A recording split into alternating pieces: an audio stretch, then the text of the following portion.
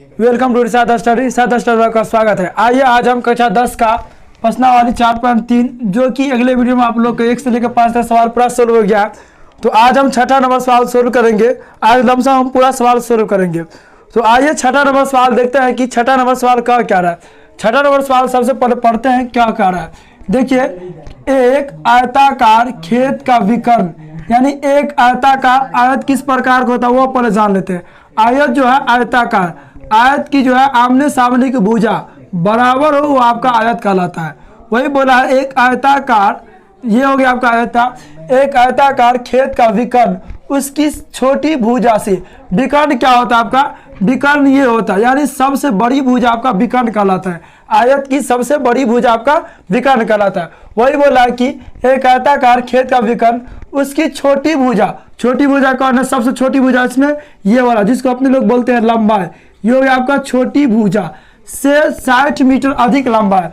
यानी जो विकर्ण है आयत का वो छोटी भुजा से 60 मीटर अधिक है। अगर जैसे मान लें अगर छोटी भुजा इसका 20 है तो विकर्ण कितना होगा? यानी 60 मीटर अधिक, तो 20 में हम 60 जोड़ देंगे तो कितना हो गया? 80 मीटर। अगर मान लें छोटी भुजा x मान लेते हैं तो विकर्ण क्या होगा? यानी x में क्या करेंगे हम? 60 जोड़ देंगे तो x प्लस 60 हो गया इसका विकर्ण। वही बोला अधिक लंबा है। ठीक, आगे पढ़ता है, यदि बड़ी भुजा कौन है? ये जिसको अपने लोग चौड़ाई कहते हैं। बड़ी भुजा छोटी भुजा से 30 मीटर अधिक है। तो छोटी भुजा कितना आपका? x, इससे कितना बड़ी भुजा बड़ा है? तो 30 मीटर अधिक हो। तो खेत की भुजाएं ज्ञात करो। तो आप देखिए ये जो है ना सेम आपका एक त्रिभुज बन गया, समकोण त्रिभुज। क्या? समकोण त्रिभुज के तरफ बन गया। तो समकोण त्रिभुज अपने लोग ज्ञात किए होंगे या 9वीं क्लास में पाइथागोरस प्रमेय से। सेम उसी प्रकार हमको इससे पूरा भुजा ज्ञात कर लेना है, जो भुजा कितना है। तो आइए हम मानते हैं। सबसे पहले क्या मानेंगे? माना कि आयताकार खेत की, यानी देखिए इसमें हम भुजा हो गया। आप बताइए, ये तो एक समकोण त्रिभुज की तरह लग रहा है, तो ये बताइए ये क्या हो गया आपका? लंब, नीचे वाला आधार, ये क्या हो गया आपका? विकर्ण। यानी 90 डिग्री कोण के सामने जो भुजा रहे वो आपका हो जाएगा विकर्ण। ये क्या हो गया आपका? लंब। ये क्या हो गया? आधार। तो आप मान सकते हैं लंब बराबर x, आधार बराबर x प्लस 30 और विकर्ण बराबर आपका x प्लस 60। तो मान गया आयताकार खेत का लंब मान सकते हैं आप। लंब हो गया आपका x मीटर। अब ये मीटर लिख भी सकते हैं। और देखिए मीटर जो लिखेंगे हम तो लास्ट में मीटर से मीटर कट जाएगा, यानी मीटर स्क्वायर से मीटर स्क्वायर कट जाएगा, इसीलिए हम मीटर नहीं लिखते हैं। तो आपका हो गया लंब कितना? x। अब ये आधार कितना है? आयताकार खेत की आधार कितना हो गया आपका? x plus 30। तो विकर्ण कितना हो गया आपका? आयताकार खेत के विकर्ण हो गया आपका x प्लस 60। अब यहाँ आयताकार खेत लिख दीजिएगा। ठीक, अब देखिए तो विकर्ण, लंब और आधार हमको पता चल गया। तो आप लोग को याद होगा 9वीं क्लास में पाइथागोरस प्रमेय पढ़े थे, सेम उसी पर हमको इसको तोड़ना है। तो लिखेंगे तो पाइथागोरस प्रमेय से, पाइथागोरस प्रमेय से। तो पाइथागोरस प्रमेय क्या होता है? कर्ण स्क्वायर विकर्ण, यानी इसको कर्ण मानेंगे, कर्ण मानना। कर्ण स्क्वायर बराबर आधार स्क्वायर प्लस लंब स्क्वायर। सेम देखिए आपको लंब भी पता है, आधार भी पता है और कर्ण भी पता है। तो कर्ण के स्थान पर कर्ण को होल स्क्वायर करना। कर्ण कितना है आपका? x plus 60। यहाँ लिखना है x प्लस 60 के होल स्क्वायर बराबर आधार कितना आपका? x plus 30। तो x प्लस 30 के होल स्क्वायर, फिर प्लस, तो प्लस लंब कितना है? लंब है आपका x स्क्वायर, तो x स्क्वायर लिखना है।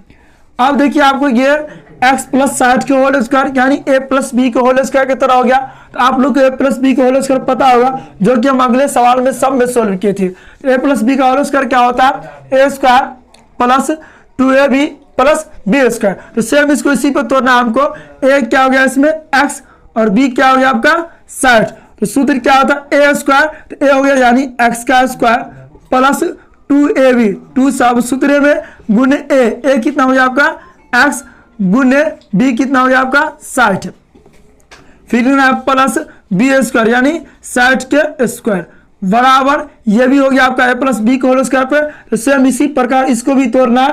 तो ए स्क्वायर मतलब एक्स स्क्वायर प्लस 2a कितना हो गया आपका x गुने बी कितना हो गया आपका 30 प्लस बी स्क्वायर।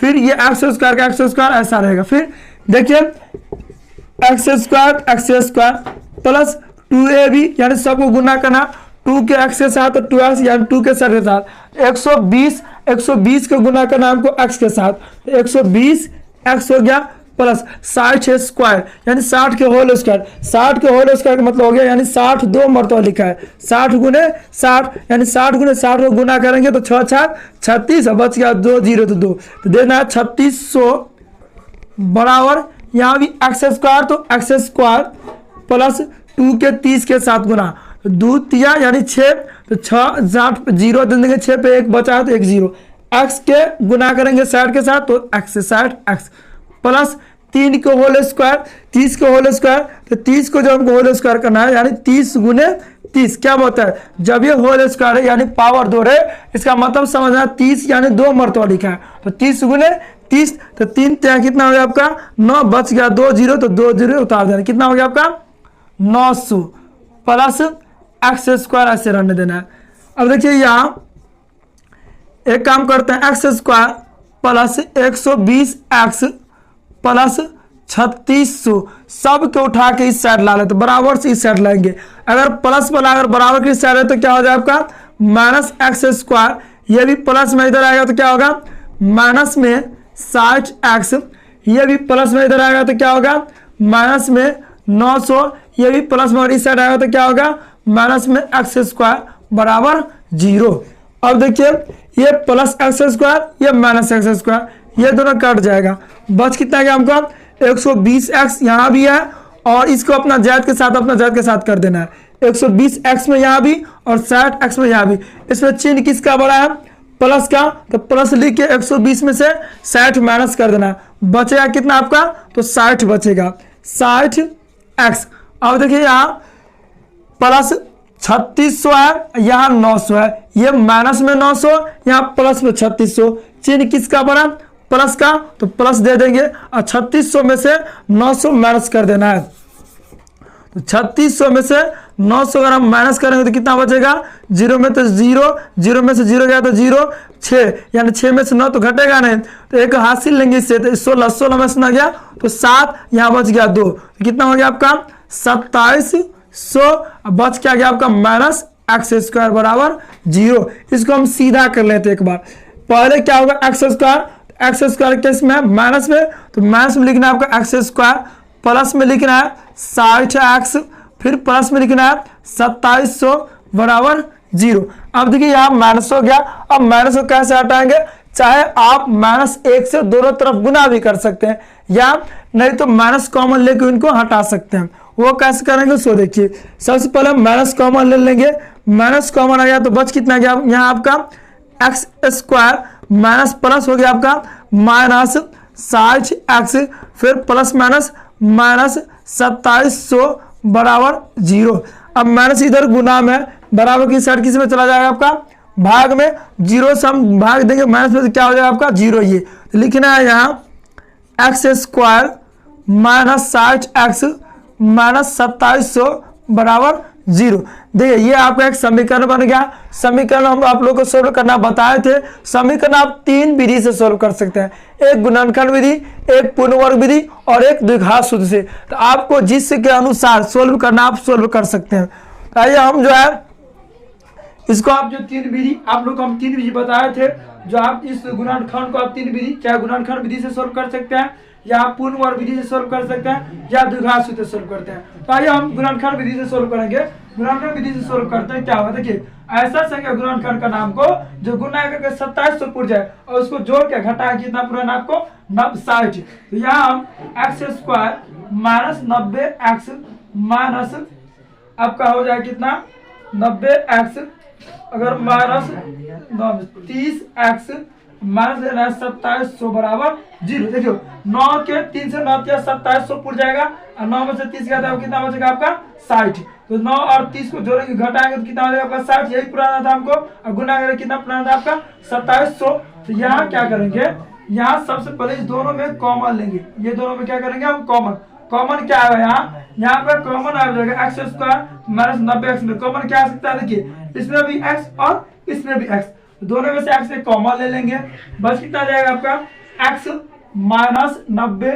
फिर क्या करना है, अब इस दोनों में जो कॉमन लेंगे तो हमको बीच में x माइनस 90 हो, क्या चीज कॉमन ले तो हमको x माइनस 90 बीच में ब्रैकेट के अंदर आ जाए। यहाँ अगर हम माइनस यानी 30 कॉमन ले लेते हैं प्लस 30 कॉमन ले ले तो कितना आपका बचेगा, तो 30 तो कॉमन आ गया तो x बच गया इसमें से, अब प्लस माइनस हो जाएगा आपका माइनस और 30 का अंक को जो 90 मरतब पड़ेगा तो कितना आ जाएगा आपका 2700। ठीक, तो एक बार इसको और इसको लिख लेना है और एक बार ये ब्रैकेट वाला को, एक बार ब्रैकेट वाला को x minus 90 into x plus 30 बराबर 0। यहाँ लिखेंगे x माइनस 90 बराबर 0 यानी x बराबर हो गया आपका कितना 90। एक बार लिखेंगे x प्लस 30 बराबर 0 यानी x बराबर माइनस 30। तो आपको क्या बोलते हैं, ऋणात्मक जो है x का मान ऋणात्मक नहीं होता है, इस x का मान क्या होगा 90। यहाँ लिखेंगे x किसको हम माने थे, x मान से लंब को, तो लंब हो गया आपका मेरा 90। यहाँ लिखेंगे आयत का लंब बराबर कितना हो गया आपका 90। इसका आधार कितना हो गया, आधार आपका हो गया आपका x। देखिए अब लोग क्या बोले थे x का मान ऋणात्मक होगा नहीं, तो हमको x का मान ऋणात्मक होगा नहीं, तो चलिए x का मान पॉजिटिव लेना है। पॉजिटिव कितना आया आपका 90, तो पॉजिटिव x का मान कितना हो गया 90। तो 90 यानी x किसको हम मानते हैं लंब को, लंब के स्थान पर x बराबर 90 यानी इसका लंब जो निकल गया आपका 90। आधार क्या होगा, आधार जो है x प्लस 30 कितना है आधार x प्लस 30, तो आधार x प्लस 30 है तो x का स्थान पर 90 प्लस 3, तो 9 3 कितना है आपका 12 यानी 120 हो गया इसका आंसर। 90 और 30 को हम जोड़ेंगे तो कितना हो जाएगा आपका 120, यही हमको बोला था, ये आपका आंसर निकल गया। चलिए नेक्स्ट क्वेश्चन देखते हैं, नेक्स्ट क्वेश्चन क्या कर रहा है। नेक्स्ट क्वेश्चन यानी अगला क्वेश्चन क्या है, 7वां नंबर क्वेश्चन जो है 7वां नंबर क्वेश्चन बोला है कि दो संख्याओं के वर्गों का अंतर, दो संख्याओं के वर्गों का मतलब आप लोग को बोले थे स्क्वायर, यानी दो संख्याओं के वर्गों का अंतर 180 है।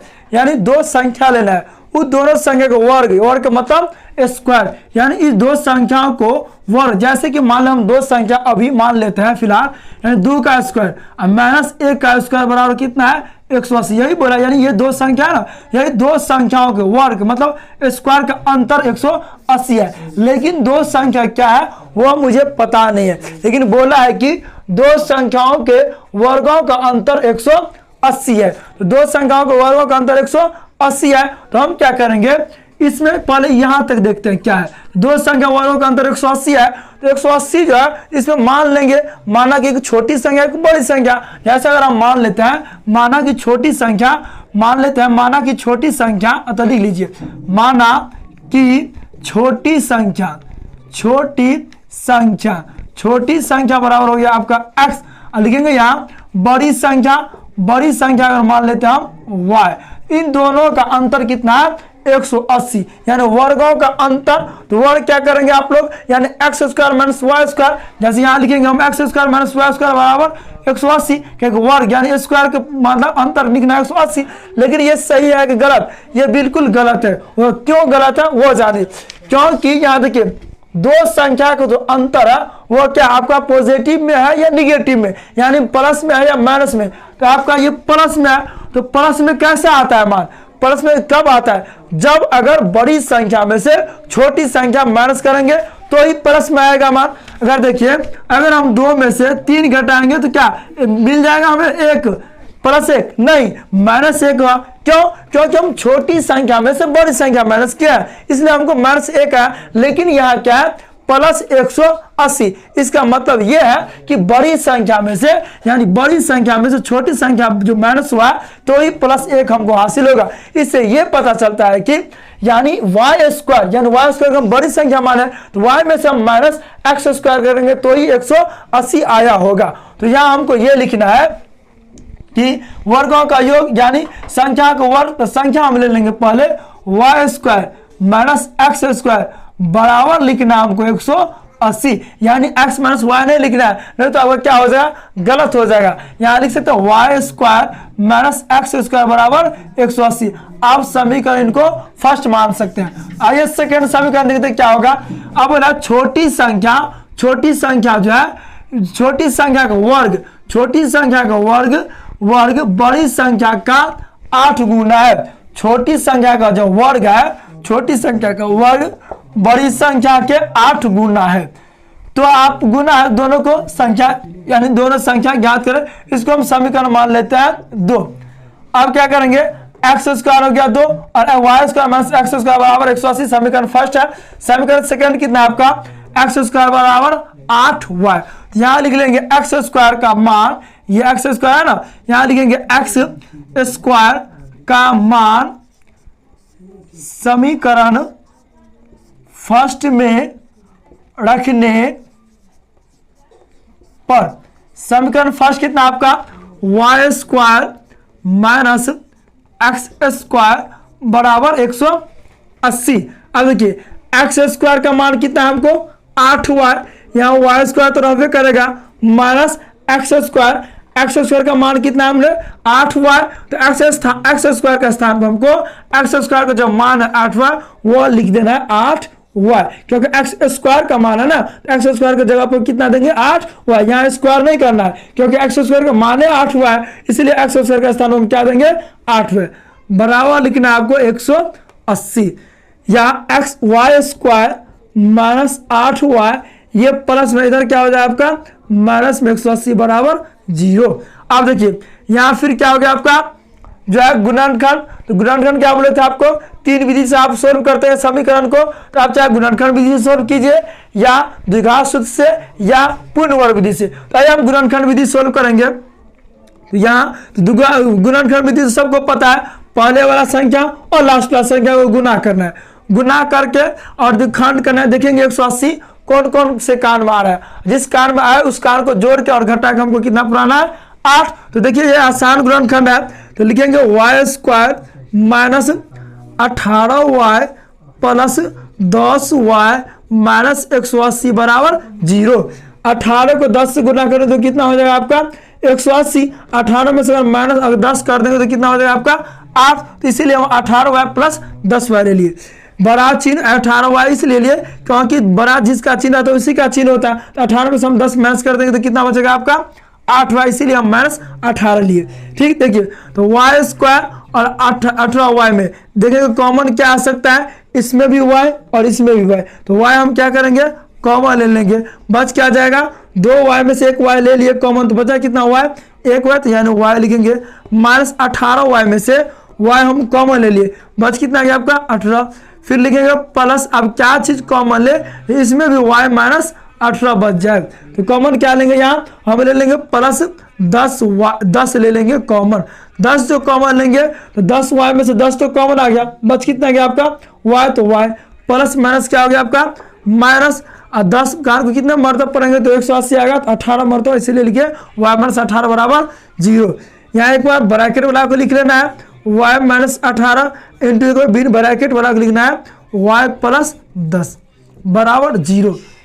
तो देखते हैं इधर y माइनस 18 लिखेंगे y माइनस 18 बराबर 0, यानी y बराबर हो गया आपका प्लस 18 में।